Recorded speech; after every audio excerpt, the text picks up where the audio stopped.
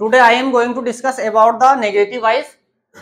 इससे पहले हमने अफर्मेटिव वॉइस पढ़े थे, तो अफर्मेटिव वॉइस के जो हमने 5 नियम बताए थे आपको, ठीक है, वही के वही 5 नियम यहाँ पर नेगेटिव वॉइस में भी फॉलो करना है हमें। तो वो अफर्मेटिव वॉइस में हमने कौन कौन से 5 नियम बताए थे एक्टिव वॉइस से पैसिव वॉइस में बदलने के लिए। पहला नियम हमने बताया था सब्जेक्ट को ऑब्जेक्ट के स्थान पर रखा जाता था, ऑब्जेक्ट को सब्जेक्ट के स्थान पर रखा जाता है ना। तो वॉइस चेंज करने के रूल्स बताए थे कि एक्टिव वॉइस से पैसिव वॉइस में बदलने के लिए कौन कौन से नियम यूज होते हैं। तो पहला नियम यह है कि सब्जेक्ट को ऑब्जेक्ट के स्थान पर और ऑब्जेक्ट को सब्जेक्ट के स्थान पर रखा जाता है। दूसरा नियम हमने ये बताया था कि यदि सब्जेक्ट या ऑब्जेक्ट के रूप में कोई प्रोनाउन दिए गए हों तो प्रोनाउन को चेंज करना पड़ता है। प्रोनाउन में जैसे हो गया, अगर मान लो सब्जेक्ट के रूप में ही दिया है तो उसको ऑब्जेक्ट के रूप में हिम लिखा जाता है, और यदि ऑब्जेक्ट के रूप में हिम लिखा है और उसको सब्जेक्ट के स्थान पर लाना होता है तो उसको ही लिखा जाता है। इसी प्रकार अगर सब्जेक्ट के रूप में सी दिया हो तो ऑब्जेक्ट के रूप में उस सी को हमें हर बनाना पड़ेगा, और हर को वापस हमें सब्जेक्ट के स्थान पर लाने पर क्या बनाना पड़ता है, सी बनाना पड़ता है। इसी प्रकार आई को मी बनाना पड़ता है और मी को आई बनाना पड़ता है। इट को इट ही लिखना पड़ता है, सब्जेक्ट के रूप में भी इट लिखते हैं उसको, और ऑब्जेक्ट के रूप में भी उसको इट ही लिखा जाता है। इसी प्रकार यू को सब्जेक्ट के रूप में यू ही लिखते हैं और ऑब्जेक्ट के रूप में भी उसको यू लिखा जाता है। इसके बाद में दे दिया हो तो दे को सब्जेक्ट के रूप में, ऑब्जेक्ट के रूप में देम लिखा जाता है। दे को ऑब्जेक्ट के रूप में क्या लिखेंगे हम, देम। और वी दिया हो तो वी को ऑब्जेक्ट के रूप में अज लिखा जाता है। तो यहाँ पर ये 7 प्रोनाउन है जो सब्जेक्ट या ऑब्जेक्ट के रूप में दिए गए हो तो इनको चेंज करना होता है। जो तीसरा नियम क्या है, तीसरा नियम यह है कि हेल्पिंग वर्ब चेंज की जाती है। Helping verb, helping verb change करना होती है, मतलब टेंस चेंज करना होता है। जिस टेंस का वाक्य दिया गया हो वहां हेल्पिंग वर्ब आप यूज ना करें, ठीक है। जो हेल्पिंग वर्ब दी गई हो वो हेल्पिंग वर्ब बिल्कुल भी आप इस्तेमाल ना करें। हेल्पिंग वर्ब हमें कौन सी इस्तेमाल करना है, आगे वाले टेंस की। यदि प्रेजेंट इंडेफिनिट टेंस का वाक्य दिया हो तो हम helping verb present continuous tense की यूज करेंगे। यदि प्रेजेंट परफेक्ट टेंस का वाक्य दिया हो तो helping verb present perfect continuous tense की यूज करेंगे। पास्ट इंडेफिनिट का दिया हो तो हम helping verb past continuous tense की यूज करेंगे। और यदि पास्ट परफेक्ट टेंस का वाक्य दिया हो तो हेल्पिंग वर्ब हम पास्ट परफेक्ट कंटीन्यूअस टेंस की यूज करने वाले हैं। फ्यूचर इंडेफिनिट टेंस का वाक्य दिया होगा तो हम फ्यूचर कंटीन्यूअस टेंस की हेल्पिंग वर्ब यूज करेंगे। फ्यूचर परफेक्ट टेंस का वाक्य दिया होगा तो हम helping verb future perfect continuous tense की यूज करेंगे। मतलब हेल्पिंग वर्ब हमें कैसे इस्तेमाल करनी है, जिस टेंस का वाक्य दिया गया हो वो हेल्पिंग वर्ब यूज ना करे, उस टेंस की हेल्पिंग वर्ब यूज ना करे, बल्कि आगे वाले टेंस की हेल्पिंग वर्ब यूज करे। क्रम ये हमने बता दिया है कि पहले टेंस का वाक्य होगा तो उसके आगे वाले टेंस की हेल्पिंग वर्ब यूज करना है। 2 टेंस में ध्यान रखें, प्रेजेंट कंटीन्यूअस टेंस का passive voice present continuous tense में ही बनता है। इस टेंस में आईएनजी आती है, वर्ब की फर्स्ट फॉर्म में आईएनजी आती है, इसलिए हम आईएनजी आती है इसलिए इसमें बिंग का इस्तेमाल करेंगे। लेकिन बिंग लगाएंगे कहां, हेल्पिंग वर्ब के ठीक बाद, हेल्पिंग वर्ब के ठीक बाद लगाएंगे। लेकिन हम आज नेगेटिव वॉइस पढ़ रहे हैं इसलिए नोट के बाद हमें बिंग का इस्तेमाल करना पड़ेगा। इसी प्रकार जो छठा टेंस है इसमें भी क्या है, आईएनजी आती है, तो इसमें भी हम हेल्पिंग वर्ब वही इस्तेमाल करेंगे, उसी टेंस की इस्तेमाल करेंगे। मतलब पास्ट कंटीन्यूअस का पैसिव वॉइस पास्ट कंटीन्यूअस में ही बनता है, इसलिए इस टेंस में भी हम बिंग लगाएंगे। कहां लगाने वाले बिंग, हेल्पिंग वर्ब के ठीक बाद बिंग लगती है, लेकिन नोट आता है तो नोट के बाद बिंग लगती है। बाकी चौथा जो टेंस है प्रेजेंट परफेक्ट कंटीन्यूअस टेंस, 8वां जो टेंस है पास्ट परफेक्ट कंटीन्यूअस टेंस, 10वां जो टेंस है फ्यूचर कंटीन्यूअस टेंस, और जो 12वां टेंस है फ्यूचर परफेक्ट कंटीन्यूअस टेंस। ये 4 टेंस में पैसिव वॉइस नहीं बनता है, कुल मिलाकर 8 टेंस में पैसिव वॉइस बनाए जाते हैं। तो यहाँ पर हमें हेल्पिंग वर्ब भी चेंज करना है। हेल्पिंग वर्ब किस मेथड से चेंज करना है, यहाँ पर हमने एक फार्मूला आपको बता दिया है। चौथा नियम है कि पैसिव वॉइस में हमेशा वर्ब की थर्ड फॉर्म का इस्तेमाल करना है, सभी टेंस में वर्ब की थर्ड फॉर्म ही लगानी है। और 5वां नियम यह है कि ऑब्जेक्ट से पहले बाय का प्रयोग करना है। तो यही 5 नियम जो हमने अफर्मेटिव वॉइस में पढ़ाए थे वही के वही नेगेटिव वॉइस में यूज करना है। अब हम एग्जांपल देख लेते हैं। You do not speak English, तुम इंग्लिश नहीं बोलते हो। यहाँ पर जो सेंटेंस दिया हुआ है, इस सेंटेंस में नोट लगा हुआ है, इसका मतलब ये वाला जो सेंटेंस है नेगेटिव सेंटेंस है, मतलब इसका जो वाइज बनने वाला है वो भी नेगेटिव ही बनने वाला है। यदि सेंटेंस अफर्मेटिव होगा तो पैसिव वाइज भी अफर्मेटिव बनेगा, यदि सेंटेंस नेगेटिव होगा तो पैसिव वाइज भी नेगेटिव बनेगा, और यदि सेंटेंस इंट्रोगेटिव होता है तो पैसिव वाइज भी इंट्रोगेटिव ही बनता है। तो आज हम नेगेटिव वाइज की बात कर रहे हैं। सबसे पहला नियम ये है कि सब्जेक्ट को ऑब्जेक्ट और ऑब्जेक्ट को सब्जेक्ट के स्थान पर रखा जाता है। तो सब्जेक्ट यहाँ पर दिया है यू और ऑब्जेक्ट दिया है यहाँ पर इंग्लिश। देखिए सेंटेंस कितना ही बड़ा क्यों ना हो, केवल हमें दो शब्द को ही चेंज करना है, सब्जेक्ट और ऑब्जेक्ट। यहाँ पर सब्जेक्ट दिया है, यहाँ पर ऑब्जेक्ट दिया है। ऑब्जेक्ट कहाँ होता है? सेंटेंस के अंत में ऑब्जेक्ट होता है, मतलब वर्ब के बाद पूरा ऑब्जेक्ट होता है। सेंटेंस में ऑब्जेक्ट दो भी हो सकते हैं, आगे हम एक सेंटेंस में और एग्जांपल के रूप में बता देंगे। तो यहाँ पर केवल दो ही शब्दों को चेंज करना है, इसके अलावा जो बाकी के जो शब्द है वो अपनी जगह पर ही रहेंगे, उनसे बिल्कुल भी छेड़छाड़ नहीं करनी, जहां पर वो लिखे वहीं पर ही लिखना है उनको, ठीक है। तो नियम नंबर 1 के अनुसार हम इंग्लिश को यहाँ पर लिखने वाले हैं, यू के स्थान पर हम इंग्लिश लिख देंगे। यहाँ पर इंग्लिश लिखा और यू को हम यहाँ पर लिख देंगे, तो यू को हमने यू लिखा है। देखिए यहाँ पर कहा है प्रोनाउन चेंज करना होता है। ये जो प्रोनाउन यदि सब्जेक्ट या ऑब्जेक्ट के रूप में दिए हैं तो इनको चेंज किया जाता है। देखिए यहाँ पर यू लिखा तो यू को ऑब्जेक्ट के रूप में भी यू ही लिखा जाता है, इसलिए हमने यू को वैसा का वैसे ही लिख दिया। और इंग्लिश क्या थी? ये नाउन थी, नाउन का मतलब ये नाम था, एक लैंग्वेज का नाम है, इसलिए इसको हमने वैसा का वैसे ही लिख दिया। दूसरे शब्दों को चेंज नहीं करना है, केवल प्रोनाउन को ही चेंज करना है।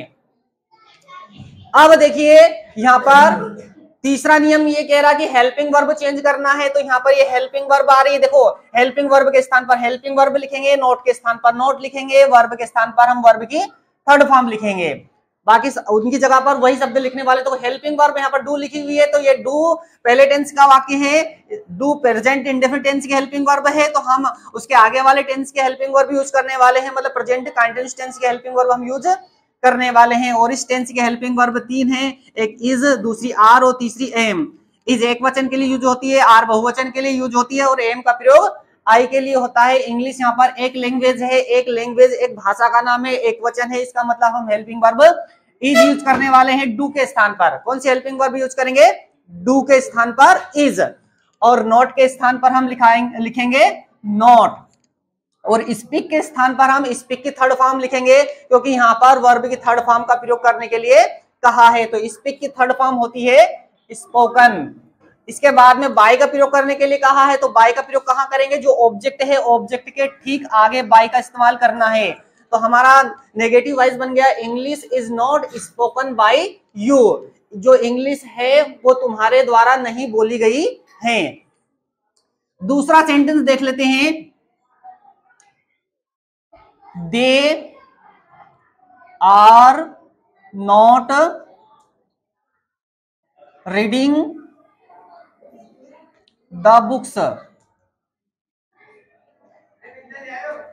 यहां पर सब्जेक्ट दिया हुआ दे, ऑब्जेक्ट दिया हुआ है द बुक्स। ये द है ना, ये डेफिनेट आर्टिकल है जो डेफिनेट चीजों के आगे लगता है, तो बुक्स के आगे द लगा हुआ है, तो ये बुक्स ऑब्जेक्ट है, तो ये द भी उसी के साथ जाने वाला है। तो द बुक्स को हम सब्जेक्ट के स्थान पर रख देंगे यहाँ पर, तो दे के स्थान पर तो लिखेंगे हम द बुक्स। तो आंसर हमारा तैयार हो जाएगा यहाँ पर द बुक्स, और जो सब्जेक्ट दिया हुआ है दे उसको उठा के हमें ऑब्जेक्ट के स्थान पर रखना, तो दे को हम लिखेंगे देम। देम क्यों लिखेंगे? क्योंकि यहाँ पर प्रोनाउन चेंज करने के लिए कहा है, दे को देम बनाने के लिए कहा है। बाकी शब्दों को अपनी ही जगह पर हमें लिखना है। आर के स्थान पर मतलब हेल्पिंग वर्ब के स्थान पर हेल्पिंग वर्ब लिख देंगे, नोट के स्थान पर नोट लिख देंगे, रीड के स्थान पर रीड की थर्ड फॉर्म लिख देंगे, बाकी शब्द अपनी जगह पर ही रहेंगे। अब देखिए यहाँ पर पहले हम टेंस की पहचान कर लेते हैं। यहाँ पर आर लिखी हुई है और आईएनजी लगा हुआ मिल रहा है हमें, तो आईएनजी से दो बातों का पता चलता है कि इसमें एक तो बिंग लगने वाला है और एक हेल्पिंग वर्ब भी उसी टेंस की लगने वाली जिस टेंस का वाक्य दिया हुआ है। तो आईएनजी यहाँ पर दिया है, इसलिए हमें इसमें बिंग लगाना है। तो ये है दूसरा टेंस, नाम है उसका प्रेजेंट कंटीन्यूअस टेंस। इसका पैसिव वॉइस इसी टेंस में बनता है, प्रेजेंट कंटीन्यूअस टेंस का पैसिव वॉइस प्रेजेंट कंटीन्यूअस में ही बनता है, इसलिए हम इसमें क्या लगाएंगे? बिंग लगाएंगे, ठीक है। तो देखिए यहाँ पर ये जब द बुक्स लिखी हुई है, ये क्या है? बहुवचन के रूप में दी हुई है, मतलब बुक्स अनेक पुस्तकें हैं, तो हेल्पिंग वर्ब हम इसके लिए आर यूज करने वाले हैं। क्योंकि बहुवचन के लिए भी आर ही यूज होती है। बहुवचन के लिए भी कौन सी यूज होती है, केवल आर ही यूज होती है। ठीक है, तो हमने यहाँ पर आर का इस्तेमाल किया, नोट के स्थान पर हम नोट लगा देंगे, और इसमें आईएनजी दिया हुआ था ना, इसलिए हम इसमें बिंग का इस्तेमाल करेंगे। तो बिंग का बता दिया मैंने कि बिंग कहाँ यूज करना है, हेल्पिंग वर्ब के ठीक बाद यूज करना है, लेकिन नोट दिया हो तो फिर नोट के बाद बिंग यूज करें। The books are not being. अब यहाँ पर रीड की थर्ड फॉर्म होती है रीड, रीड की थर्ड फॉर्म रीड ही होती है, और ऑब्जेक्ट से पहले हम बाय का इस्तेमाल करेंगे, क्योंकि यहाँ पर बाय का इस्तेमाल करने के लिए भी कहा है। ध्यान दीजिए, अगर 5 नियम यहाँ पर बताए गए, एक भी नियम आपने छोड़ दिया तो समझ लो आपका सेंटेंस पूरा गलत हो जाएगा। तो हमारा नेगेटिव वॉइस बन गया है the books are not being read by them. Next sentence देखते हैं। तीसरा सेंटेंस दिया है we have not taken tea, we have not taken tea, हम चाय नहीं पी चुके हैं। यहाँ पर सब्जेक्ट दिया हुआ है वी और ऑब्जेक्ट दिया हुआ है यहाँ पर टी। टी को हमने उठा के यहाँ पर रख दिया तो हमारा आंसर तैयार हो जाएगा टी। और ये यहाँ पर सब्जेक्ट क्या दिया है, वी दिया हुआ है, वी को हम यहाँ पर लिखेंगे अज, वी को हम अज बना देंगे, क्योंकि नियम नंबर 2 कह रहा है वी को अज बनाने के लिए, प्रोनाउन चेंज करने के लिए कहा है। लेकिन यहाँ पर टी लिखा हुआ था, टी को हमने चेंज नहीं किया। टी को चेंज क्यों नहीं किया, क्योंकि ये नाउन है ना, एक वस्तु का नाम है। टी मतलब चाय एक वस्तु का नाम है ना, केवल प्रोनाउन को ही चेंज करना है, इसके अलावा दूसरे शब्द दिए हो तो उनको बिल्कुल भी चेंज नहीं करना है। तो यहाँ पर टी को हमने इधर लिख दिया। ध्यान रखिए सेंटेंस का फर्स्ट लेटर कैपिटल में ही लिखे। टी को हमने यहाँ पर लिख दिया, वी को हमने अज बना के यहाँ पर लिख दिया है। बाकी शब्द अपनी जगह पर रहेंगे, हेल्पिंग वर्ब के स्थान पर हेल्पिंग वर्ब आ जाएगी, नोट के स्थान पर नोट आ जाएगा, वर्ब के स्थान पर वर्ब आ जाएगी। बाकी दूसरे शब्द अपनी ही जगह पर रहेंगे, केवल सब्जेक्ट और ऑब्जेक्ट को ही चेंज करना है। अब देख लेते हैं यहाँ पर दिया हुआ है हेल्पिंग वर्ब हैव। अब हेल्पिंग वर्ब हैव ये कौन सी टेंस की हेल्पिंग वर्ब है, तीसरे टेंस की हेल्पिंग वर्ब है, प्रेजेंट परफेक्ट टेंस की हेल्पिंग वर्ब है हैव। इस टेंस की हेल्पिंग वर्ब 2 है, हैज और हैव, प्रेजेंट परफेक्ट है। अब हमें हेल्पिंग वर्ब चौथे टेंस की इस्तेमाल करना है, मतलब आगे वाले टेंस की इस्तेमाल करना है। इस टेंस की हेल्पिंग वर्ब है हैज बीन और हैव बीन। तो टेंस में हमने पढ़ा है कि हैज बीन का प्रयोग एक वचन के लिए यूज होता है और हैव बीन का प्रयोग आई और बहुवचन के लिए यूज होता है। ठीक है, तो हमें सब्जेक्ट को देखकर हेल्पिंग वर्ब लगाना है। कौन से सब्जेक्ट को देखकर, आप सब्जेक्ट यहाँ पर टी है, इसको देखकर हमें हेल्पिंग वर्ब का इस्तेमाल करना है। हेल्पिंग वर्ब यहाँ पर टी, एक चाय, टी क्या है, चाय है ना, तो चाय क्या है, जो लिक्विड है, लिक्विड चीजें हमेशा सिंगुलर नंबर में रहती है, एक वचन में ही रहती है, उसको एक वचन ही मानते हैं। तो चाय यहाँ पर एक वचन में, तो एक वचन के लिए हम हेल्पिंग वर्ब हैज बीन का इस्तेमाल करेंगे। कौन से हेल्पिंग वर्ब इस्तेमाल करेंगे, हैज बीन। ध्यान दीजिए इसमें नॉट लगा हुआ है, क्या लगा हुआ है इसमें, नोट। और नोट हमेशा हेल्पिंग वर्ब के बाद लगाते हैं, यहाँ पर हेल्पिंग वर्ब के ठीक बाद नोट लगा है। लेकिन यहाँ पर जो हेल्पिंग वर्ब हम यूज करने वाले हैं ना, ये 2 शब्द वाली है, हैज और बीन। जब 2 शब्द वाली हेल्पिंग वर्ब दी हो तो नॉट हेल्पिंग वर्ब के बीच में आना चाहिए। कहाँ आना चाहिए, हेल्पिंग वर्ब के ठीक बीच में नॉट आना चाहिए। जब हम हैज बीन का इस्तेमाल करेंगे तो नॉट बीच में लिखेंगे, तो यहाँ पर हो जाएगा टी हैज नॉट बीन, इस टाइप से। समझ में आ गई बात। अब क्या लिखेंगे, हम वर्ब लिखेंगे, तो वर्ब की थर्ड फॉर्म यहाँ पर दी हुई है पक्की पकाई, है ना, यहाँ पर वर्ब दी हुई है, वैसी की वैसी लिख देंगे हम यहाँ पर। तो यहाँ पर हमने लिख दिया टेकन। अब क्या इस्तेमाल करने वाले, हम बाय इस्तेमाल करने वाले। कहाँ इस्तेमाल करेंगे, अज के ठीक आगे, मतलब यहाँ पर बाय इस्तेमाल करेंगे, तो हम लिख देंगे बाय अज। ठीक है, tea has not been taken by us. यहाँ पर हमारा तीसरा सेंटेंस कंप्लीट हो गया। अगला सेंटेंस देखते हैं, Ram did not do his work। Ram did not do his work, Ram ने अपना कार्य नहीं किया था। देखिए यहाँ पर सब्जेक्ट दिया है राम और ऑब्जेक्ट दिया है यहाँ पर हिज वर्क। क्या दिया हुआ है, हिज वर्क। ठीक है, अब देखिए यहाँ पर सेंटेंस, राम तो यहाँ पर लिखेंगे और हिज वर्क को हम यहाँ पर लिख देंगे। ये भी नाउन है, ये भी नाउन है, प्रोनाउन है ही नहीं है ना, तो यहाँ पर भी नाउन दिया हुआ है और यहाँ पर भी नाउन दिया हुआ। अब ये क्या है, ये वर्ब क्या है, वर्ब की फर्स्ट फॉर्म ये डू लिखा है, तो वर्ब के बाद पूरा का पूरा ऑब्जेक्ट आता, तो हिज वर्क को तो हम यहाँ पर लिख देंगे, तो हमारा आंसर तैयार हो जाएगा हिज वर्क। ये हिज वर्क और राम को उठा के हम यहाँ पर लिखेंगे तो राम। ठीक है, समझ में आ गई बात। अब क्या करना है, हेल्पिंग वर्ब के स्थान पर हेल्पिंग वर्ब लिखेंगे, नॉट के स्थान पर नॉट लिखेंगे, वर्ब के स्थान पर वर्ब की थर्ड फॉर्म लिख देंगे, बाकी शब्द अपनी जगह पर रहेंगे। टेंस पहचानिए, यहाँ पर डिड लिखा हुआ है, तो ये डिड है ना, पांचवें टेंस का वाक्य है। कौन से टेंस का वाक्य है? डिड। ये डिड किस टेंस की हेल्पिंग वर्ब है? पास्ट इंडेफिनिट टेंस की हेल्पिंग वर्ब है। हम हेल्पिंग वर्ब अब छठे टेंस की यूज करने वाले हैं। छठे टेंस की हेल्पिंग वर्ब है वाज और वर। तो ये वाला जो सेंटेंस है, ये वाला जो सेंटेंस है, इसमें क्या है, डिड आ रही है, तो डिड है ना, पास्ट इंडेफिनिट टेंस की हेल्पिंग वर्ब है। हम helping verb past continuous tense की यूज करने वाले हैं। पास्ट कंटीन्यूअस टेंस की हेल्पिंग वर्ब दो है, एक तो है वाज और दूसरी है वर। तो दोनों में से कोई एक हेल्पिंग वर्ब इस्तेमाल करेंगे। वाज का प्रयोग हमने टेंस में पढ़ा है, एक वचन के साथ वाज यूज होती है, मतलब जो सिंगुलर नंबर होते हैं एक वचन, उनके साथ वाज का इस्तेमाल होता है। जो प्लूरल नंबर होते हैं, मतलब जो बहुवचन होते हैं, इसके साथ वर का इस्तेमाल होता है। अब हमें देखना है कि वाज इस्तेमाल करें कि वर इस्तेमाल करें। तो देखिए यहाँ पर हिज वर्क उसका काम, हिज वर्क उसका काम, यहाँ पर किसी काम की बात हो रही है, तो ये एक वचन में आता है और इसके लिए हम हेल्पिंग वर्ब वाज का इस्तेमाल करेंगे। तो डिड के स्थान पर हम वाज इस्तेमाल करने वाले हैं, तो हमने वाज लगा दिया। नोट के स्थान पर हम नोट का इस्तेमाल कर देंगे और डू के स्थान पर डू की थर्ड फॉर्म लगा देंगे, डन। और राम से पहले हम बाई का प्रयोग करेंगे, तो हमारा पैसिव वॉइस बन गया his work was not done by Ram. Fifth sentence दिया हुआ है, she was not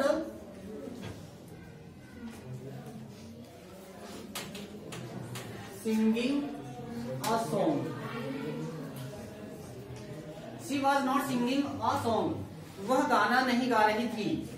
यहाँ पर सब्जेक्ट दिया हुआ है सी और ऑब्जेक्ट दिया हुआ है अ सॉन्ग। नियम नंबर 1 के अनुसार हम सब्जेक्ट को ऑब्जेक्ट के स्थान पर और ऑब्जेक्ट को सब्जेक्ट के स्थान पर रखने वाले हैं। ए सॉन्ग को हम यहाँ पर रखेंगे अ सॉन्ग, और सब्जेक्ट दिया है उसको ऑब्जेक्ट के स्थान पर रखेंगे, तो हम उसको लिखने वाले हैं सी को हर। यहाँ पर प्रोनाउन चेंज करने के लिए कहा गया था, इसलिए हमने यहाँ पर सी को हर बना दिया है। ठीक है, अब क्या करना है, हमें हेल्पिंग वर्ब के स्थान पर हेल्पिंग वर्ब रखना है, नोट के स्थान पर नोट रखना है, सिंगिंग के स्थान पर वर्ब की थर्ड फॉर्म संग रखनी है। बाकी शब्द अपने स्थान पर रहेंगे। सबसे पहले हम टेंस की पहचान कर लेते हैं कि यह सेंटेंस कौन सी टेंस का है। यहाँ पर वाज लिखा हुआ है और वाज आता है पास्ट कंटीन्यूअस टेंस है। पास्ट कंटीन्यूअस टेंस की हेल्पिंग वर्ब क्या है, वाज और वर।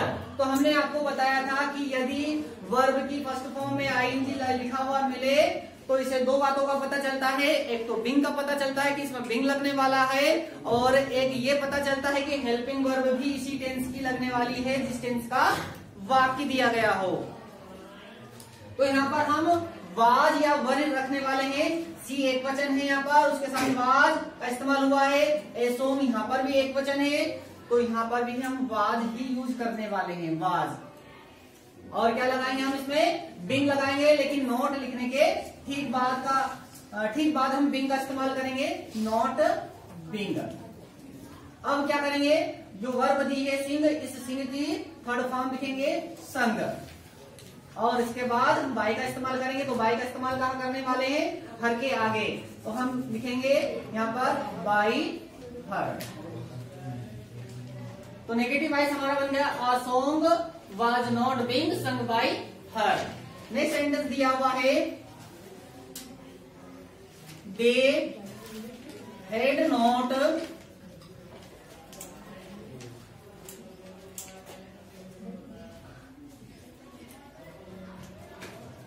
drunk water। वह they had not drunk water, वे पानी नहीं पी चुके थे। यहाँ पर सब्जेक्ट दिया हुआ है दे और ऑब्जेक्ट दिया हुआ है वाटर। सब्जेक्ट यहाँ पर दे दिया है, ऑब्जेक्ट दिया है यहाँ पर वाटर। वाटर को हम सब्जेक्ट के स्थान पर रखने वाले हैं, तो यहाँ पर हमने लिखा है वाटर, और उसके बाद भी जो दे है ये प्रोनाउन है, इसको हम वाटर के स्थान पर लिखेंगे, तो यहाँ पर दे से बनेगा देम, क्योंकि यहाँ पर प्रोनाउन को चेंज करना है। यहाँ पर लिखा हुआ है नियम में कि दे को देम बनाया जाता है। अब हमें क्या करना है, हेल्पिंग वर्ब के स्थान पर हेल्पिंग वर्ब यूज करनी है, नोट के स्थान पर नोट यूज करना है, वर्ब के स्थान पर वर्ब यूज करनी है, मतलब थर्ड फॉर्म यूज करनी है। सबसे पहले हम टेंस की पहचान करते हैं। यहाँ पर हेड लिखा हुआ है, हेड सातवें टेंस की हेल्पिंग वर्ब है, नाम है इसका पास्ट परफेक्ट टेंस, तो हमें हेल्पिंग वर्ब 8वें टेंस की इस्तेमाल करनी है। पास्ट परफेक्ट कंटीन्यूअस टेंस की, उसके आगे वाले टेंस की हेल्पिंग वर्ब इस्तेमाल करेंगे। इसकी हेल्पिंग वर्ब एक ही है, हेड बीन। 8वें टेंस की हेल्पिंग वर्ब एक ही है, हेड बीन। अब हमें क्या करना है, नोट लगाना है, तो नोट का इस्तेमाल हम हेल्पिंग वर्ब के बीच में यूज करेंगे। तो शब्द की हेल्पिंग वर्ब दी गई हो तो हम लिखेंगे हेड के स्थान पर हेड बीन, मतलब हम लिखने वाले हैं हेड नॉट बीन। अब हमें क्या करना है, ड्रिंक, ये वर्ब की थर्ड फॉर्म ड्रंक दी हुई है पहले से ही, थर्ड फॉर्म के रूप में यहाँ पर लिखी हुई है, मतलब पास्ट परफेक्ट में थर्ड फॉर्म यूज होती है, थर्ड फॉर्म दी हुई है, तो हम इसको ऐसा का ऐसा ही लिख देंगे ड्रंक। अब हमें क्या करना है, ऑब्जेक्ट के आगे बाय का इस्तेमाल करना है, तो हम यहाँ पर लगा देंगे बाय। हमारा वॉइस बन गया, water had not been drunk by them, पानी उनके द्वारा नहीं पिया गया था। ऊपर क्या, ऊपर अर्थ क्या था, they had not drunk water, वे पानी पी चुके थे। अब यहाँ पर अर्थ क्या बन गया, water had not been drunk by them, पानी उनके द्वारा नहीं पिया गया था। नेक्स्ट सेंटेंस दिया हुआ है, we shall not play football. Subject यहाँ पर दिया है वी, ऑब्जेक्ट दिया है यहाँ पर फुटबॉल। ठीक है, फुटबॉल को हमने सब्जेक्ट के स्थान पर रखा, ये गेम है तो हम उसको ऐसा का ऐसा ही लिखेंगे फुटबॉल। वी के स्थान पर हमने लिखा फुटबॉल, वी को हम फुटबॉल मतलब ऑब्जेक्ट के स्थान पर रखेंगे, तो यहाँ पर वी को हम लिखेंगे अज बना के लिखेंगे, क्योंकि ये प्रोनाउन है, वी को अज बनाया जाता है, इसलिए हमने यहाँ पर अज के रूप में लिखा। अब हम टेंस की पहचान करते हैं। टेंस है ये नोवा टेंस, नाम है इसका फ्यूचर इंडेफिनिट टेंस है। कैसे पहचाना, हेल्पिंग वर्ब से हमने टेंस की पहचान की है, फ्यूचर इंडेफिनिट टेंस का वाक्य है। अब हम हेल्पिंग वर्ब रखने वाले हैं 10वें टेंस की। 10वें टेंस का नाम है फ्यूचर कंटीन्यूअस टेंस है। इस टेंस की हेल्पिंग वर्ब है सेल, सेल बी और विल बी, तो दोनों में से किसी एक हेल्पिंग वर्ब का इस्तेमाल करेंगे। टेंस में हमने पढ़ा है सेल बी का प्रयोग केवल आई के साथ और बी के साथ होता है, बाकी दूसरे सब्जेक्ट के साथ कौन सी हेल्पिंग वर्ब यूज होती है, विल बी यूज होती है। केवल सेल बी का इस्तेमाल तो आई और बी के साथ यूज होता है। यहाँ पर फुटबॉल लिखा हुआ है, तो फुटबॉल के साथ कौन सी हेल्पिंग वर्ब इस्तेमाल करेंगे, हम विल बी का इस्तेमाल करेंगे। नोट लगा हुआ है, तो नोट का इस्तेमाल कहाँ करेंगे, विल बी के बीच में। तो हमारी हेल्पिंग वर्ब कैसे लिखी जाएगी, विल नॉट बी, तो यहाँ पर सेल के स्थान पर लिखेंगे हम विल नॉट बी। तो यहाँ पर लिख दिया हमने विल नॉट बी। ठीक है, हेल्पिंग वर्ब लगा दी। अब क्या लिखेंगे हम, प्ले के स्थान पर प्ले की थर्ड फॉर्म लिख देंगे प्लेड, और ऑब्जेक्ट के आगे क्या लगा देंगे, बाई लगा देंगे। तो हो गया हमारा negative wise, football will not be played by us. यहाँ पर क्या था, we shall not play football, हम फुटबॉल नहीं खेलेंगे। अब यहाँ पर क्या हो गया, football will not be played by us, football हमारे द्वारा नहीं खेला जाएगा। नेक्स्ट सेंटेंस देखते हैं,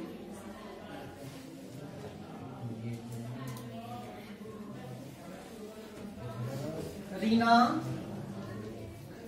will not have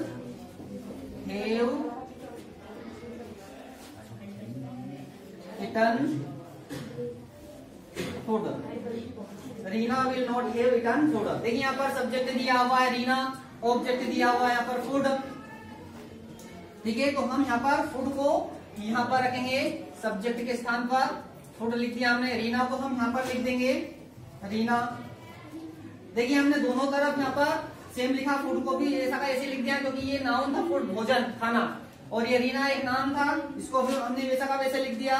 तो नाउन को चेंज नहीं किया जाता है, केवल ये प्रोनाउन होते हैं इनको ही चेंज करते हैं। तो हमने दोनों की उल्टा पलटी कर दिए, सब्जेक्ट को ऑब्जेक्ट के स्थान पर रख दिया, ऑब्जेक्ट को सब्जेक्ट के स्थान पर रख दिया। अब आती है हेल्पिंग वर्ब के बारी, तो हेल्पिंग वर्ब के स्थान पर हेल्पिंग वर्ब आ जाएगी, नोट के स्थान पर नोट आ जाएगा, वर्ब के स्थान पर वर्ब की थर्ड फॉर्म आ जाएगी, और रीना के आगे बाई लगा देंगे। तो सबसे पहले टेंस की पहचान करते हैं। ये विल हैव हेल्पिंग वर्ब लिखी हुई है, कौन सी हेल्पिंग वर्ब लिखी है, विल हैव, तो ये हेल्पिंग वर्ब है 11वें टेंस की हेल्पिंग वर्ब है, ये फ्यूचर परफेक्ट टेंस की हेल्पिंग वर्ब है। तो हम 12वें टेंस की हेल्पिंग वर्ब यूज करने वाले हैं, फ्यूचर परफेक्ट कंटीन्यूअस टेंस की।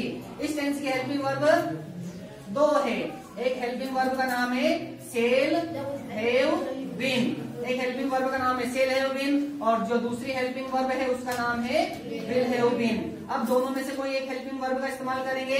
हमने टेंस में पढ़ा है कि जो सेल हैव बीन है वो केवल आई और बी के लिए यूज होती है और बाकी दूसरे सब्जेक्ट के साथ विल हैव बीन यूज होती है। तो हम यहाँ पर सब्जेक्ट फूड दिया हुआ है तो फूड को देकर हम helping verb will have been का इस्तेमाल करने वाले हैं। अब विल हैव बीन का इस्तेमाल करेंगे तो इसमें नॉट आ रहा है तो नॉट कहाँ लगाएंगे, हेल्पिंग वर्ब के बीच में, लेकिन बीच में कहाँ लगाएंगे, विल के ठीक बाद यहाँ पर नॉट लगेगा। कहाँ लगेगा, यहाँ पर विल नॉट हैव बीन। तो यहाँ पर हो जाएगा विल नॉट हैव बीन। तो विल के स्थान पर हो जाएगा विल नॉट, विल हैव के स्थान पर हो जाएगा विल नॉट हैव बीन। तो हम लिखेंगे विल नॉट हैव बीन। अब वर्ब क्या दी है, रिटर्न थर्ड फॉर्म पहले से दी हुई है तो हम इसको ऐसा का ऐसे लिख देंगे थर्ड फॉर्म के रूप में और ऑब्जेक्ट से पहले हम बाय का इस्तेमाल करेंगे तो हमारा पैसिव बन गया food will not have been eaten by Reena. यहाँ पर क्या था, Reena will not have eaten food, Reena खाना नहीं खा चुकी होगी। यहाँ पर हो गया food will not have been eaten by Reena, जो खाना है रीना के द्वारा नहीं खाया गया होगा। तो यहाँ पर हमारा नेगेटिव वॉइस यहाँ पर कंप्लीट होता है। इसके बाद आपका होमवर्क शुरू होता है, आप होमवर्क ले लीजिए। ये 5 सेंटेंस आपको होमवर्क के रूप में दिए गए हैं, ठीक है। और ये जो होमवर्क है आपको डिस्क्रिप्शन बॉक्स में सोल्व करके सेंड करना है, ठीक।